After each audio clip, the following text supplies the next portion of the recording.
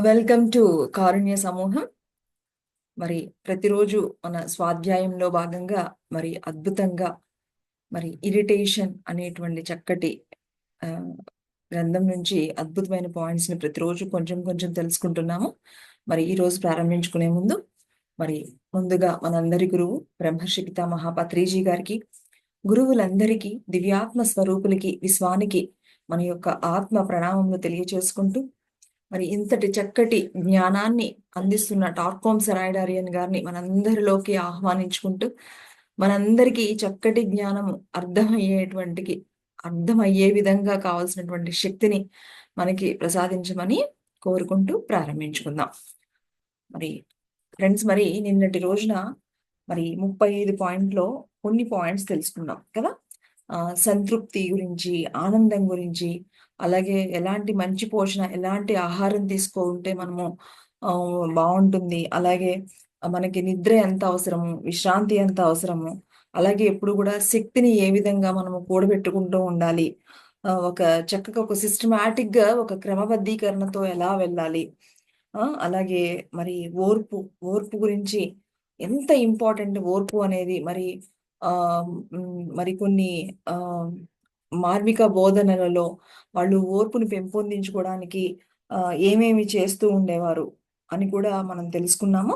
అలాగే చైతన్య విస్తరణ, అలాగే వినయం అనేది ఎంత గొప్పది, మనం ఎంత ఇదిగా ఉండాలి, అలాగే ఆరు బయట నిద్రపోవడం ద్వారా మన లోపల నుంచి విషయం ఏ విధంగా కూడా మనము బయటికి వెళ్ళిపోతుంది, అలాగే సాహసం అనేది ఎంత మన చుట్టూతో ఒక చక్కటి ఆ ఆ శక్తిని ఇస్తుంది, అలాగే ఇవన్నీ కూడా తెలుసుకున్నాం కదా.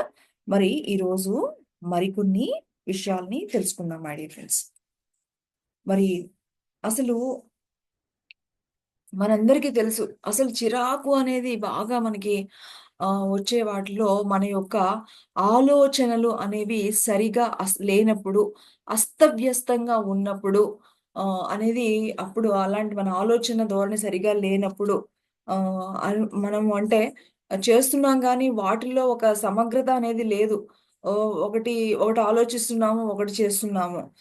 అలాగే ఎక్కడైతే భయం ఉంటుందో, ఎక్కడైతే ద్వేషం ఉంటుందో, అలాగే మనకి చిన్నప్పటి నుంచి కూడా సరైనటువంటి జ్ఞానం లేక సరైనటువంటి పునాది అనేది లేకపోయినప్పుడు, అలాగే దుష్ట ఆలోచనలతో ఉన్నప్పుడు, మరి అలాగే ఆ మనకి తెలుసు, కానీ తెలిసినా కూడా మనం విరుద్ధంగానే ప్రవర్తిస్తూ ఉంటాం అలాంటప్పుడు, అలాగే ఉద్వేగంగా, ఆవేశంలో ఆవేశంలో ఉన్నప్పుడు, ఆమ్, అలాగే ఆమ్, ఈ యొక్క డ్రింకింగ్ హ్యాబిట్స్ ఉన్నప్పుడు, ఇవన్నీ కూడా మనకి ఏంటంటే ఈ యొక్క ఆమ్, ఆలోచనలు అనేవి ఈ యొక్క పరిస్థితుల్లో అసలు ఏ మాత్రము సరిగా ఉండవన్నమాట. కాబట్టి మనము ఎప్పుడు ఎక్కడైతే జ్ఞానం ఉంటుందో అక్కడ ఈ ప్రాబ్లమ్స్ ఉండవు మై డియర్ ఫ్రెండ్స్. మనం ఒకటి మిస్టేక్ చేస్తున్నాము అంటే కనుక దానికి మెయిన్ కారణం ఏంటి అంటే దానికి సంబంధించినటువంటి జ్ఞానం లేకపోతేనే వీటన్నిటికీ కూడా కారణం. అలాగే కొన్ని కొన్ని ఆ ఎలా ఉంటాయంటే మనము రెడీగా ఉండమన్నమాట కొన్ని వ్యాయామాలు చేయడానికి కానీ. ఇప్పుడు చూడండి, ఒక ఎగ్జాంపుల్ చెప్తాము. మామూలుగా వ్యాయామం అంటే మామూలుగా ఎక్సర్సైజ్లు ఇలాంటివన్నీ కూడా చాలా it is very good to everyone. కానీ ఇప్పుడు మనకి ఏదైనా ఒక ఆపరేషన్ చేశారు, ఎక్కడన్నా ఒక సర్జరీ చేశారు, చేసినప్పుడు అలాంటప్పుడు ఎక్సర్సైజ్ మంచిదని చెప్పి ఆ సర్జరీ చేసిన వాళ్ళు కూడా చేస్తూ ఉన్నారనుకోండి, అది బెనిఫిట్ అవుతుందా, అది వాళ్ళకి లాస్ అవుతుందా? సో ఇక్కడ మనం ఇవన్నీ కూడా గమనించుకోవాలన్నమాట. ఒక జ్ఞానము ఏదైనా ఒక పని చేసేటప్పుడు దానికి మనము సరి అయిన విధంగా ఉన్నామా లేదా అనేది కూడా చాలా చాలా ఇంపార్టెంట్. మనం సరిగా లేకుండా ఒక ఇంపార్టెంట్ ఎక్కడ ఎలాగ జ్ఞానాన్ని ఉపయోగించాలి ఏమిటి అది తెలియకుండా కొన్ని శక్తుల్ని తీసుకున్నా కూడా అది కూడా మనకి ప్రాబ్లమే అన్నమాట. కాబట్టి ఇవన్నీ కూడా చాలా చాలా ఇంపార్టెంట్. అలాగే మనము రెడీగా ఉండకుండా మనము తీసుకున్న వాటి మీద కూడా మరి ఇవన్నీ కూడా అస్తవ్యస్త ఆలోచన ధోరణికి ఇవన్నీ కూడా ఎలా అంటే, దీన్ని ఎలా పోలుస్తున్నారు అంటే ఒక చక్కటి మధుర సంగీతాన్నిచ్చేటువంటి వాయిద్యం ఉందనుకోండి, దాన్ని నీట్‌గా సెట్ చేయాలి ఫస్టు. కదా! దాన్ని నీట్‌గా ఎక్కడెక్కడ నీట్‌గా అన్నీ సెట్ చేస్తేనే అది మనం చక్కగా ఆహ్, దాన్ని ఉపయోగించినప్పుడు ఒక చక్కటి మాధుర్యమైనటువంటి సంగీతం వస్తుంది. అలా లేకుండా దానికి ఏమీ సెట్ చేయకుండా ఇష్టం వచ్చినట్టు దుమ్ దుమ్ అన్నారనుకోండి, అదేమొస్తుంది సంగీతం రాదు. అక్కడ కర్ణ కఠోరంగా శబ్దం వస్తుంది. అలాగట మనము గనక ఆహ్, సరి అయినటువంటి స్థితిలో ఆహ్, లేకుండా ఈ యొక్క ఇలాంటి అస్తవ్యస్తపు ఆలోచన ధోరణి ఉంటే ఎలా ఉంటుందంటేనట, ఒక సరికాని అంటే శృతి చేయని వాయిద్యాన్ని వాయిస్తే ఎలా ఉంటుందో, ఆ విధంగా మనము ఉంటాము అని మరి చెప్తున్నారు. కాబట్టి ప్రతీదీ చాలా చాలా ఇంపార్టెంట్ మై డియర్ ఫ్రెండ్స్. అందుకనే ఆహ్, గురువులు గూడా అందరికీ ఎప్పుడూ అన్నీ చెప్పరు. ఇప్పుడు మన స్థితి సరిగా లేనప్పుడు, ఎదుటి వాళ్ళు మనకి మంచి చెప్పినా కూడా అది చెడే అవుతుంది. ఇప్పుడు చూడండి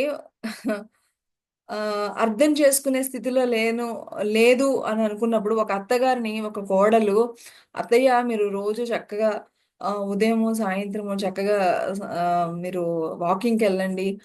రోజు చక్కగా మంచిగా అన్నీ నేర్చుకోండి" అని ఏదన్నా కొంచెం ఆరోగ్యం మీద కొంచెం లైట్‌గా తినండి అని ఏమన్నా చెప్పారనుకోండి, అక్కడ ఎవరైనా సరే అది అత్తగారని కాదు, ఆడపడుచని కాదు, ఎవరైనా సరే whatever it may be relation.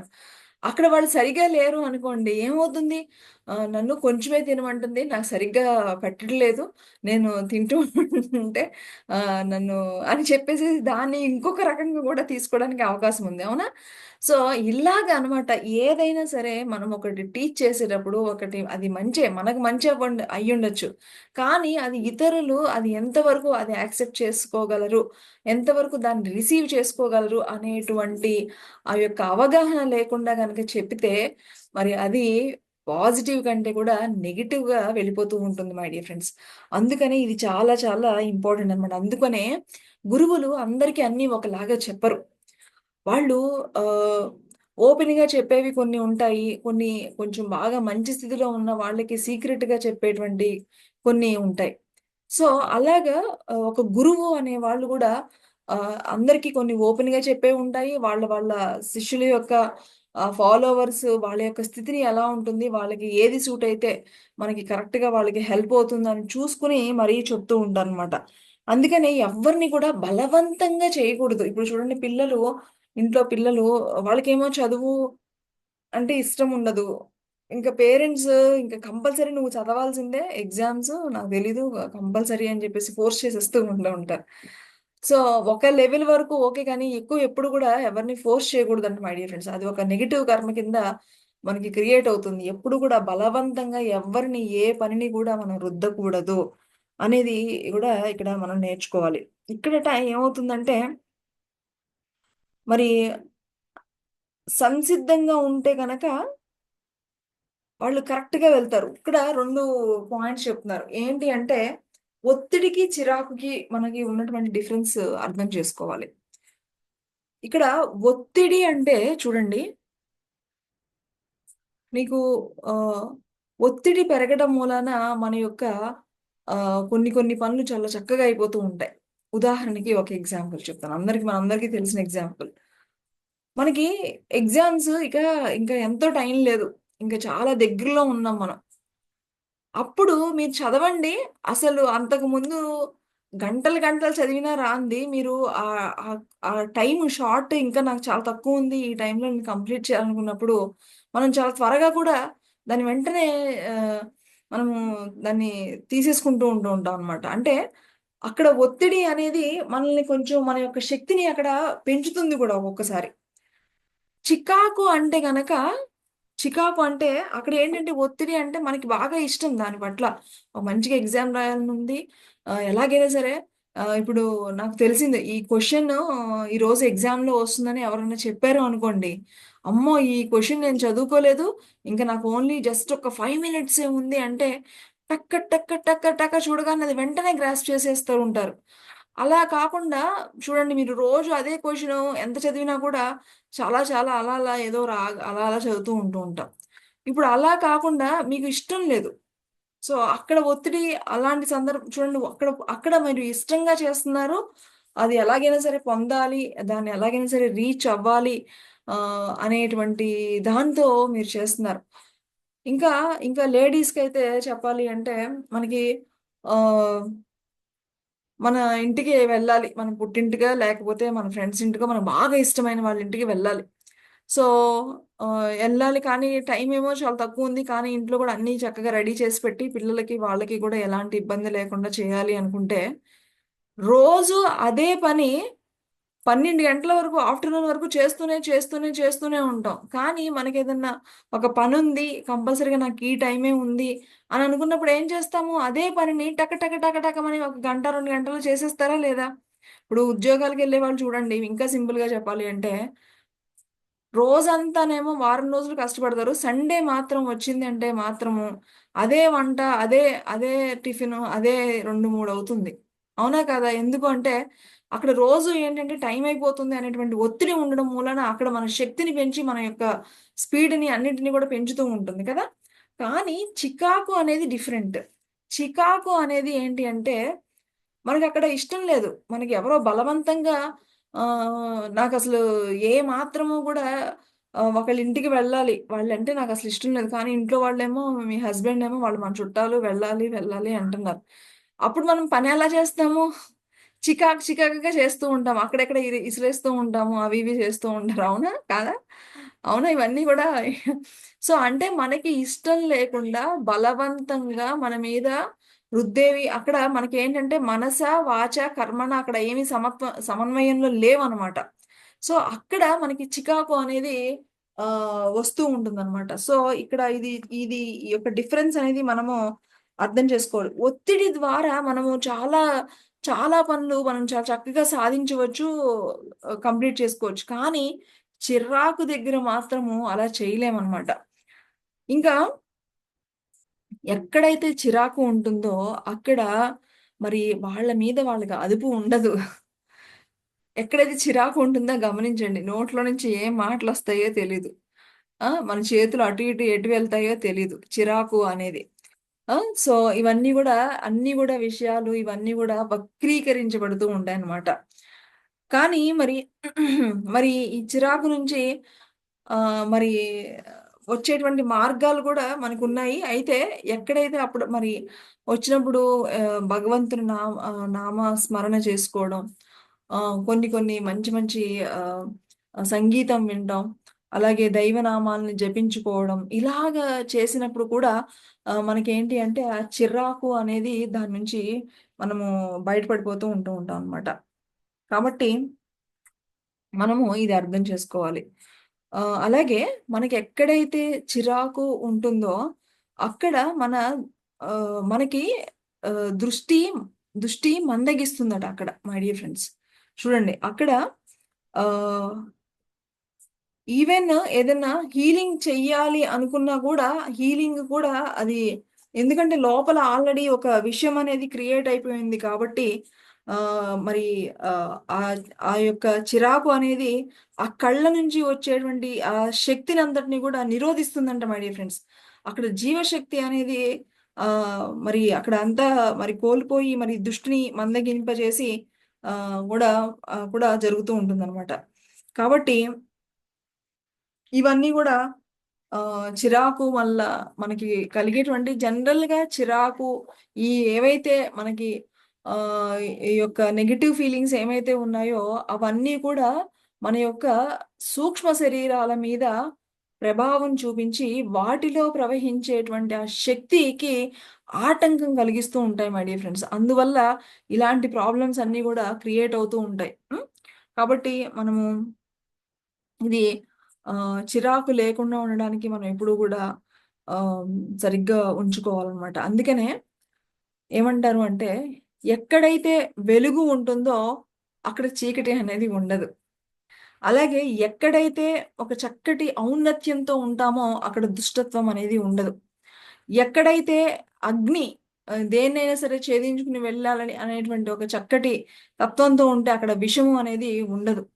So, కాబట్టి ఈ ఈ యొక్క చూడండి విషం ఎలాంటిది చెప్పండి? విషము విషపు ఆలోచనలు ఉంటే అది ఫస్ట్ ఎవరిని నాశనం చేస్తుంది మై డియర్ ఫ్రెండ్స్? వాళ్ళనే నాశనం చేస్తుంది. ఎవరికైనా మనం చిన్నప్పటి నుంచి కూడా వింటూ ఉంటాం. ఎవరికైనా ద్రోహం చెయ్యాలి అని అనుకుంటే ఫస్ట్ వాడి గోతిలో వాడే పడతాడురా అని అంటూ ఉంటారు. మనం ఇది చిన్నప్పటి నుంచి ప్రతి ఒక్కరిలోనూ నానుడు అయ్యేటువంటి ఒకానొక చక్కటి మాట. మనం ఈ మాటలు వింటూనే ఉన్నాం. సో అలాగా ఎప్పుడైతే మనకి ఎక్కడైతే విషపు ఆలోచనలు ఉన్నాయో అక్కడ ఫస్ట్ నాశనం అయ్యేది ఆ ఆలోచనలో ఉన్న వాళ్ళే మై డియర్ ఫ్రెండ్స్. అయితే మరి ఆహ్, కొన్ని చోట్ల ఈ యొక్క ఆహ్, కొన్నిసార్లు ఈ దుష్టత్వంతో మరి ఉన్నవాళ్ళు విజయం పొందినట్లుగా అనిపిస్తారు గదా! అని అనుకుంటే గనక అది తాత్కాలికం మై డియర్ ఫ్రెండ్స్. అలాగా అనిపిస్తుంది అంతే. దుష్టత్వంతో ఫస్ట్ ఏదో విజయం పొందినట్లు అని అనిపిస్తుంది. కానీ అది వాళ్ళు పర్మనెంట్‌గా వాళ్ళెప్పుడు గూడా పొందలేరు. బాగా మనం గుర్తుపెట్టుకోవాల్సిందే. అది క్షణానికి అంటే నెమ్మదిగా తప్పకుండా దాని యొక్క శక్తి అనేది క్షీణించి ఎప్పటికైనా సరే ఆ ప్రమాదకర విషయము ఎవరైతే అలాంటి ఆలోచనలు ఫస్ట్ వాళ్ళనే అది పూర్తిగా కాల్చివేస్తుందని ఎప్పుడు గూడా గుర్తుంచుకోవాలి. దుష్టత్వపు దాడిని గనక మనము గనక ఎవరైతే ఓర్పుతో మరి దాన్ని గనక ఎదుర్కోగనగలిగితే మరి ఎప్పుడు గూడా విజయం వాళ్ళదే అవుతుంది. కాబట్టి ఈ యొక్క దుష్టత్వం అనేది ఫస్టు మంచిగా అనిపించొచ్చు. అది ఆ దుష్ట కార్యాలు చేసిన వాడికి ఏదో విజయం సాధించేసానని అనుకోవచ్చు.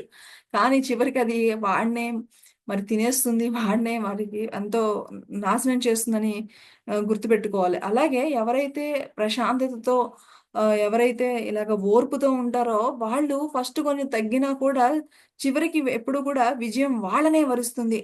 ఆ! అలాగే ఎలాగైతే వెలుతురు చీకటిని మింగివేస్తుందో, మరి ఎలాగైతే మరి ఎప్పటికైనా మరి సత్యమే ఎప్పుడైతే ఎలాగైతే నిలిచి ఉంటుందో అన్న విషయాన్ని మనం ఎప్పుడు కూడా గుర్తుపెట్టుకొని, ఎప్పుడు కూడా మనకు అలాంటి అసలు ఆలోచనలు అసలు రానివ్వకుండా మనం చూసుకుంటూ ఉండాలన్నమాట. ఇంకా కొన్ని మనకి పత్రి సారు అప్పుడప్పుడు అందరూ ఒక్కసారి ఇలా క్లాప్స్ కొట్టండి. అందరూ ఒకసారి ఇలా అనండి, ఇలా అనండి అని అందరితో చేయించేవాళ్ళు మరి. ఎంతమంది చూసుంటారు? సార్ మామూలుగా మెయిన్ స్టేజెస్ మీద అలాగ అన్నీ చేయించేవారు. అది మహానుభావులు మై డియర్ ఫ్రెండ్స్. వాళ్ళు ఏది చెప్పినా కూడా దాని వెనకాల ఎంతో చక్కటి అర్థం ఉంటుంది అని మనకిప్పుడు తెలుస్తుంది. ఒక ఏదైనా సరే ఒక పని గాని మరి ఏదైనా సరే ఒక లయతో గనక మనం వేసినట్లయితే అక్కడ ఒక చక్కటి శక్తి అనేది క్రియేట్ అవుతుందంట మేడం. ఒక లయతో ఒక అడుగులు వేసిన, లయతో ఒక చక్కటి లయతో సంగీతం కానీ, నృత్యం కానీ ఇవన్నీ ఏం చేస్తాయంటేనట మన యొక్క శక్తి కేంద్రాలలో ఒక చక్కటి కాంతిని, అగ్నిని చక్కగా క్రియేట్ చేసి మనందరిని కూడా బ్యాలెన్స్‌డ్‌గా ఉండడానికి చూస్తుందంట మై డియర్ ఫ్రెండ్స్. అలా కాకుండా ఒక లయలో కాకుండా ఇష్టం వచ్చినట్టు వేశారనుకోండి, ఇవి ఎలాగైతే పాజిటివ్ క్రియేట్ చేస్తుందో, అవి అలాగే నెగెటివ్ విషయాన్ని కూడా క్రియేట్ చేస్తూ ఉంటాయన్నమాట. సో, ఇప్పుడు చూడండి మంచిగా ఒక చక్కటి లయబద్ధంగా ఒక పాట విన్నామనుకోండి, అదెంత మృదు మధురంగా, ఎంత ప్రశాంతంగా, ఎంత అనిపిస్తుంది. అలా కాకుండా ఇష్టం వచ్చినట్టు హా, హూ అని కూడా అరిసేసారనుకోండి, ఏమనిపిస్తుంది? కర్ణ కఠోరంగా ఉంటుంది.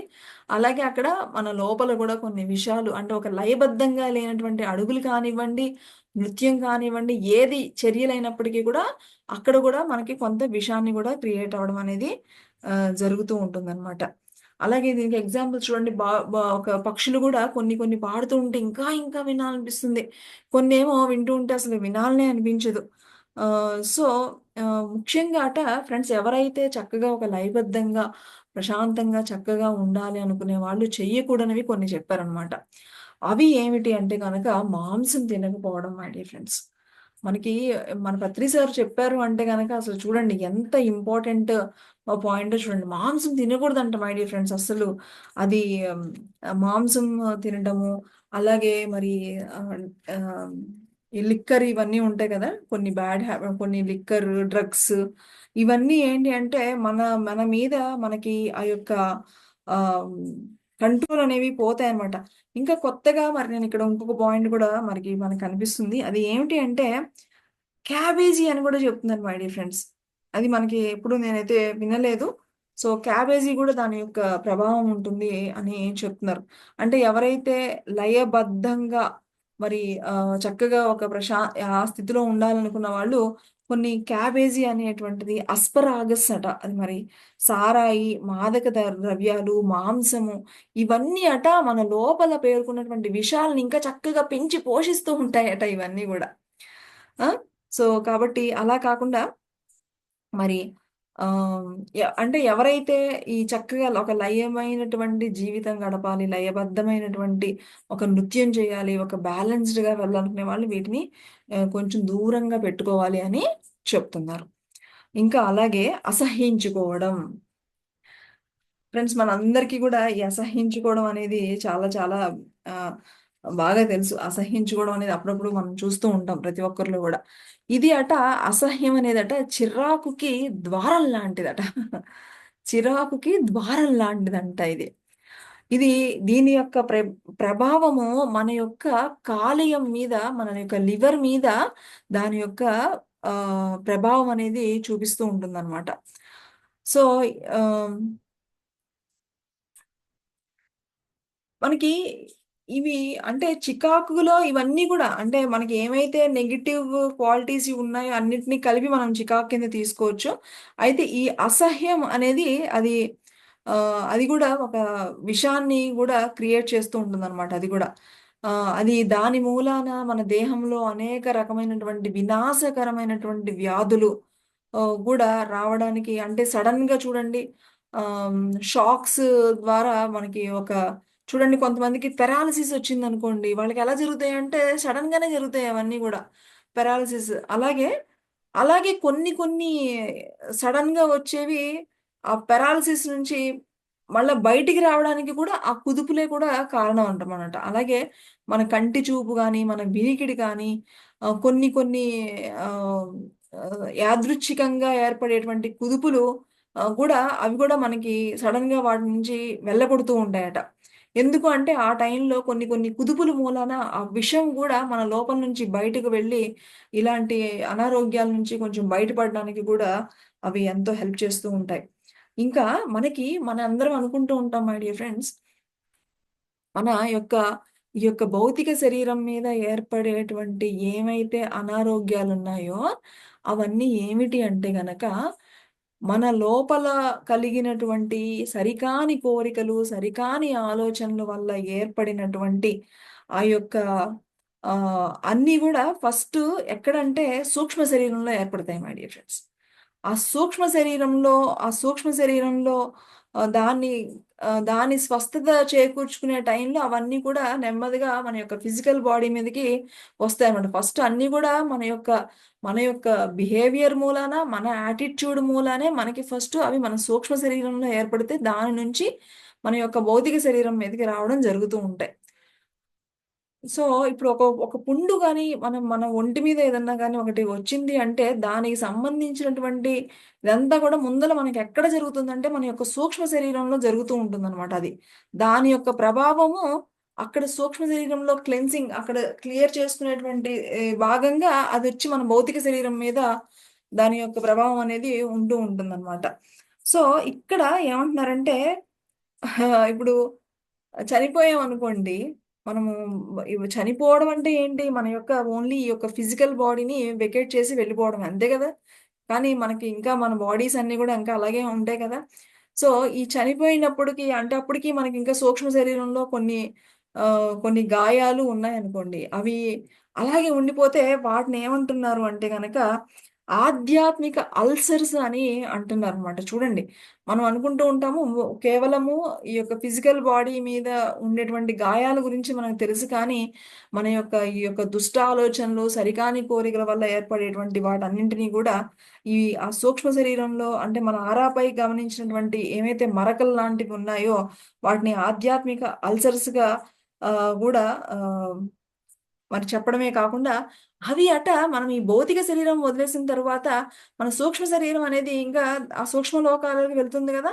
అక్కడట అక్కడ, అక్కడ అవి అలాగే ఉంటాయంట మై డియర్ ఫ్రెండ్స్. కాబట్టి చూడండి మన ఆలోచనలు మనం అనుకుంటూ ఉంటాం. ఈ ఫిజికల్ బాడీ అయిపోతే ఇంక అన్నీ అయిపోయినాయి అనుకుంటాం. ఏమీ అవ్వవు మై డియర్ ఫ్రెండ్స్. ఈ యొక్క ఫిజికల్ బాడీ ఉండదు గానీ, మన లోపల ఉండేటువంటి ఆ దుష్ట ఆలోచనలు ఉంటే దుష్ట ఆలోచనలు, మంచి ఆలోచనలుంటే మంచి ఈ దుష్ట ఆలోచనలు ఇలా ఉంటే గనక మనము నిమ్న స్థాయిలో ఉండిపోయి ఆ వలయాలలో చిక్కుకుపోయి ఉంటూ ఉంటాం అనమాట.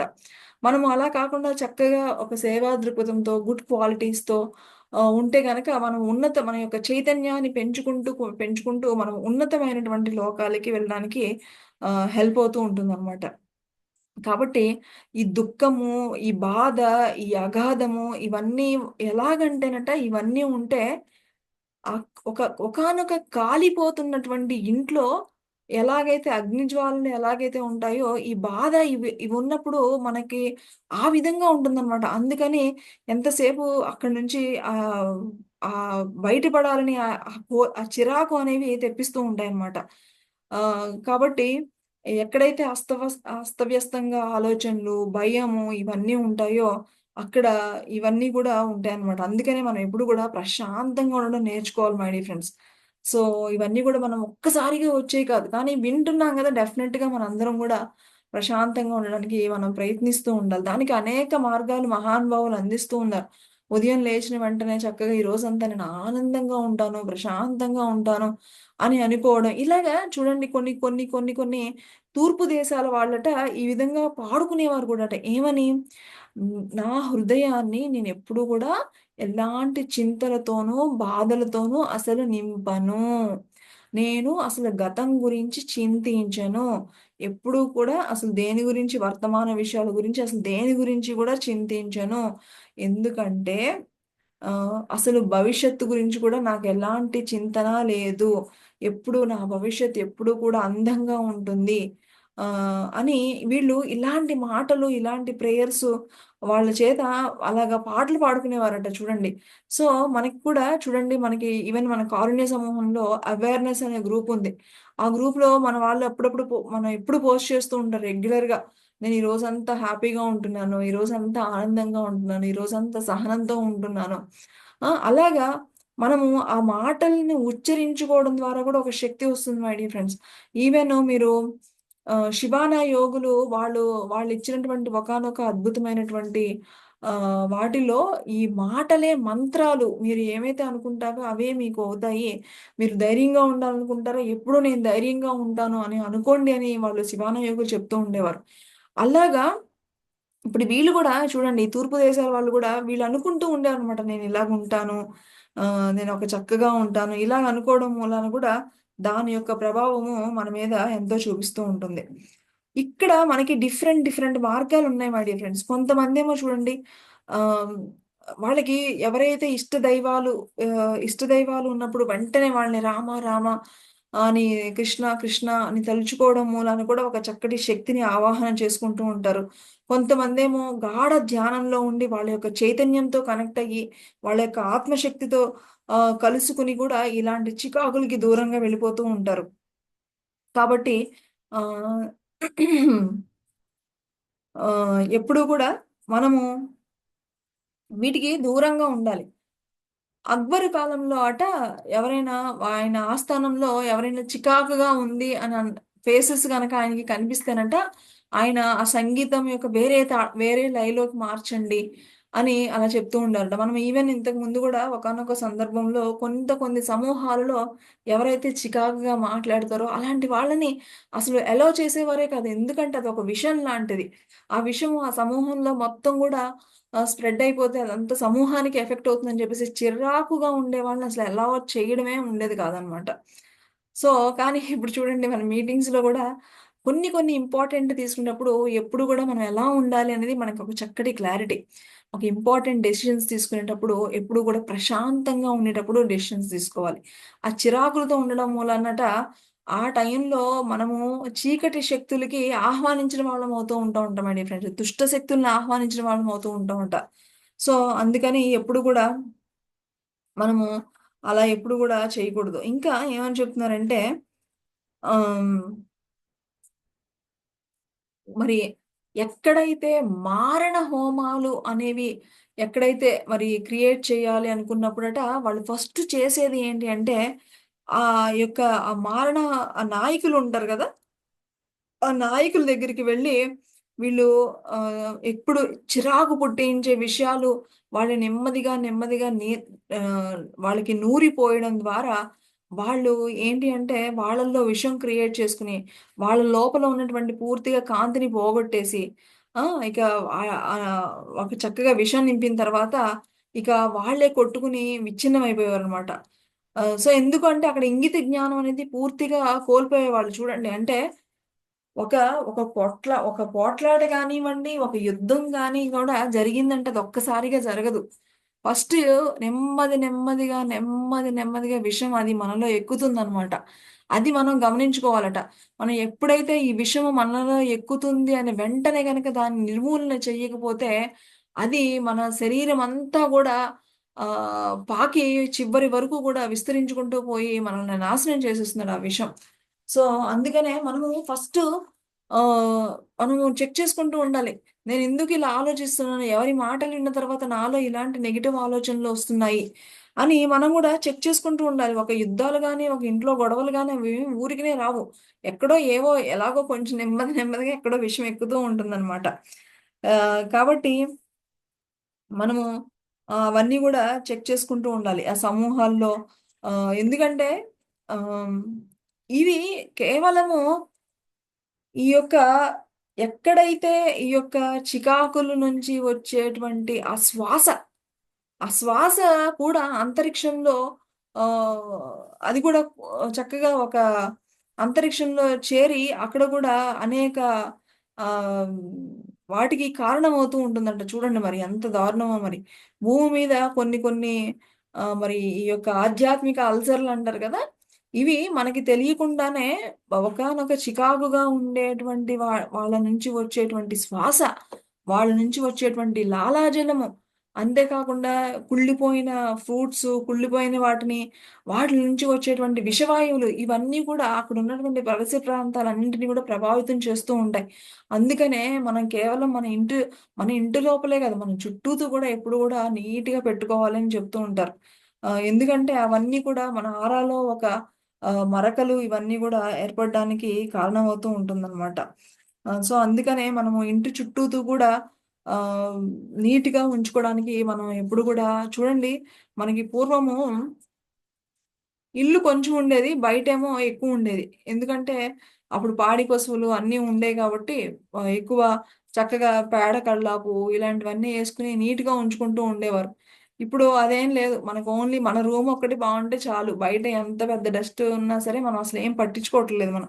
కానీ ఇవన్నీ కూడా ఏంటంటే, ఇవన్నీ మన మీద ఎంతో ప్రభావం చూపిస్తూ ఉంటాయన్నమాట. కాబట్టి మనం కేవలము మన ఇల్లు అని కాకుండా మన చుట్టూతూ ఉన్న వాళ్ళు గూడా మనం గమనించుకుంటూ ఉండాలి. ఈయన 'టార్కోమ్ సెరాయ్ డార్విన్' గారు చెప్తున్నారనమాట. ఈయన ఉండే చోటట ఆహ్, ఒక ఒక ఆహ్, ఒక ఒక ఒక లాయర్ ఉండేవాడట. ఒక లాయరు వాళ్ళ నాన్నగారితో మాట్లాడుతూ ఆయన అన్నారట, "ఈ చిరాకుతో ఉన్న వీళ్ళతో ఉంటే గనక నేను ఈ ఆఫీస్‌ని ఇలా నడిపించలేను. నాకు వాళ్ళ దగ్గర నుంచి వచ్చేటువంటి ఆ వాసనలు ఇవన్నిటితో నేను ఆఫీస్‌ని నడిపించలేను" అని అన్నారట. అంటే చూడండి ఆ చిరాకు అనేది ఎక్కడైతే ఉంటుందో అక్కడ వాళ్ళకి తెలిసిపోతుంది. ఎవరైతే ప్యూర్‌గా ఉంటారో వాళ్ళకన్నీ అర్థమైపోతూ ఉంటాయన్నమాట. ఇంకా వాళ్ళ నాన్నగారు ఏం చెప్పేవారంటేనంట, చిరాకు అనేది ఒక చెదపురుగు లాంటిది.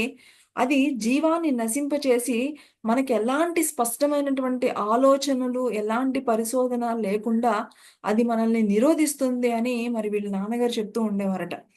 కాబట్టి ఆ కోపము, చిరాకులతో ఉన్నవాళ్ళు అప్పటికప్పుడు వాళ్ళు చాలా శక్తివంతులుగా ఫీల్ అవుతూ ఉంటారు. కానీ సూక్ష్మ లోకాల నుంచి చూస్తే గనక చిరాకుతో ఉన్న వ్యక్తి అతి శక్తి విహీనుడు.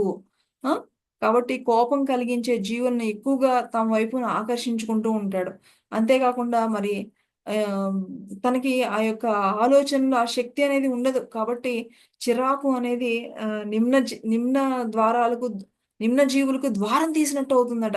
అందుకనే కాబట్టి ఆహ్, వాళ్ళట చిరాకుతో ఉండేవాళ్ళు ఫస్ట్ అన్నీ ఒప్పుకుంటున్నట్టే ఉంటారట. కానీ వెంటనే మళ్ళా మారిపోతూ ఉంటారట. సో, ఈ విధంగా మరి ఈ యొక్క ఈ చిరాకు గురించి మనం ఇంత చెప్పుకుంటున్నాం. గత 4 డేస్ నుంచి మనం ఈ చిరాకు గురించి, దాని వల్ల కలిగేటువంటి మరి మనకి నష్టాల గురించి వింటూ ఉన్నప్పుడు ఏమవుతుంది? మనకి రోజు ఒక్క రోజన్నా సరే, గత 4 రోజుల నుంచైనా సరే ఎవరైనా చిరాకొస్తుంటే, అమ్మో! చిరాకుతో అనుకోకూడదు. మనం కూల్‌గా ఉండాలని మనకి ఎలాగైతే గుర్తొస్తుందో, అలాగా ప్రతిసారి కూడా మనము ఈ యొక్క జ్ఞానం అనేది మనం ఎప్పుడు గూడా ఇలాంటివి తెలుసుకుంటూ ఉండాలి మై డియర్ ఫ్రెండ్స్. ముందు ముందు అసలు ఆహ్, ఆగ్రహం అయితే ఎలాగుంటుంది, చిరాకైతే ఎలా ఉంటుంది, ఆహ్, ఆహ్, వాటి వల్ల మరి ఎలాంటి విషయాల్లో కూడా డిఫరెంట్, డిఫరెంట్ విషయాలనమాట. చూడండి విషయాలే. ఆ విషయాల్లో కూడా ఇలాంటి విషయాలు కూడా క్రియేట్ అవుతున్నాయి అనేటువంటి సైన్స్ ముందు ముందు వస్తుందని శ్రీ ఎంఎం అని అప్పుడు టార్కోమ్ సెరాడారియన్ గారికి ఆయన చెప్తూ ఉండేవారనమాట. కాబట్టి ఎప్పుడు గూడా మనం ప్రశాంతంగా ఉండడము, సేవకు ఎక్కడైతే ప్రశాంతత ఉంటుందో అక్కడ మాత్రమే సేవ చేయగలరని చెప్తున్నారు.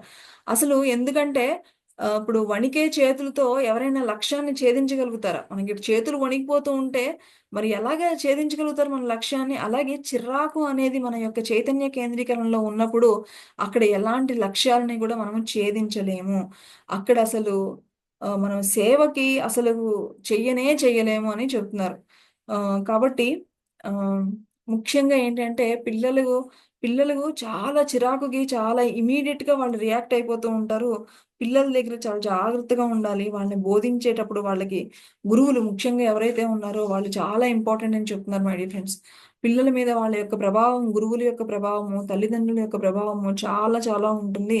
సో, మనం ఇవన్నీ గూడా గమనించుకుంటూ ఈ యొక్క జ్ఞానాన్ని అందరికీ తీసుకెళ్తూ ఉండగలగాలి. ఎందుకంటే, లేకపోతే ఈ యొక్క చిరాకు నుంచి వచ్చేటువంటి ఈ యొక్క విషజ్వాలాలు మన ఎన్నో ఆహ్, ప్రకృతిలో ఎన్నో నష్టాలు కలగడానికి, ఎలా ఇలాంటి తుఫాన్లు రావడానికి ఇవే కారణం మై డియర్ ఫ్రెండ్స్. మనకనుకుంటూ ఉంటాము, మనకి కంటికి కనిపించేటువంటి ఈ యొక్క డస్ట్ తెలుసు కానీ, యాస్ట్రల్ వర్డ్స్‌లో మన నుంచి ఈ చిరాకుల నుంచి వచ్చేటువంటి అలలు, ఈ యొక్క నెగెటివ్ వైబ్రేషన్స్ ఇవన్నీ గూడా యాస్ట్రల్‌గా ఒక చోట ఉండి అవన్నీ గూడా ఒక యుద్ధానికి కారణమవుతూ ఉంటాయి. ముందు ముందు జరగబోయే అల్లకల్లోలాలకి కారణం అదేం ఒక్క రోజులో అవ్వదు.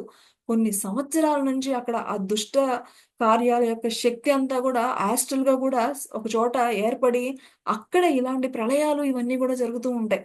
అందుకనే మనం ఎప్పుడు గూడా ఆహ్, అందరితో కూడా ఈ స్వార్థము ఇలాంటివి కాదు మనకు కావాల్సిన ప్రతి ఒక్కరి పట్ల ప్రేమ, ప్రతి ఒక్కరి పట్ల కరుణ, కృతజ్ఞత ఇలాంటివి మనము మన యొక్క జీవితంలో మనం పెంపొందించుకోవాలి. అప్పుడే ఆహ్, మనకి ఈ యొక్క సృష్టి అంతా గూడా చక్కగా ఉంటుంది. లేకపోతే గనక ఈ ప్రపంచం దారుణంగా ఉంటుంది. మనం ఇలాంటి సుగుణాలను గనక మనం పెంపొందించుకుంటే, చక్కటి చిరునవ్వుతో ఉంటే గనక భూమి గూడా ఎంతో చక్కటి స్థితిలోకి వెళుతుంది. కాబట్టి ఈ యొక్క జ్ఞానం అనేది ప్రతి ఒక్కళ్ళకి కూడా చేరాలి. ఇది ఎవరైతే ఈ యొక్క జ్ఞానం తెలుసుకుంటారో వాళ్ళు ఇక నుంచి నేను చిరాకుగా ఉండను అని మనందరం గూడా ఒక దృఢ సంకల్పం చేసుకోవాలి అని మరి టార్కోమ్ సెరాడారియన్ గారు చెప్తున్నారు మై డియర్ ఫ్రెండ్స్. మరి చూసారా? ఎంత ఎన్ని ఆహ్, ఎంత మనం అనుకుంటున్నాం కేవలము ఒక చిరాకే గదా అనుకుంటున్నాం. కానీ ఈ చిరాకు మూలాన మన ఆరోగ్యము, కేవలం ఈ భౌతిక శరీరమే కాదు, మన సూక్ష్మ శరీరము, మన మనో శరీరము, ప్రాణమయ శరీరము ఇవి పాడవడమే కాదు, మన నుంచి వచ్చేటువంటి వైబ్రేషన్స్, మన చుట్టూతో ఉండేటువంటి పరిసరాలు, మన చుట్టూతో ఉండేటువంటి మనుషులు, ఆ విశ్వంలో అవన్నీ గూడా ఎంత క్రియేట్ అవుతున్నాయి. అందుకనే ఈ జ్ఞానం అందరికీ వెళ్ళాలి. అందరూ గూడా మనం పదే పదే చెప్పుకుంటూ ఉంటే డెఫినిట్‌గా ప్రతి ఒక్కరిలో కూడా మార్పొస్తుంది. అప్పుడే ఈ యొక్క భూమి గూడా చక్కటి స్థితిలోకి వెళ్ళగలుగుతుంది. మనందరం బావుంటేనే ఈ భూమాత గూడా బావుంటుంది మై డియర్ ఫ్రెండ్స్. కదా! అందుకనే ఈ రోజు నుంచి మనం చికాకుకి దూరంగా ఉండాలని అందరం గూడా దృఢ సంకల్పం చేసుకుందాము.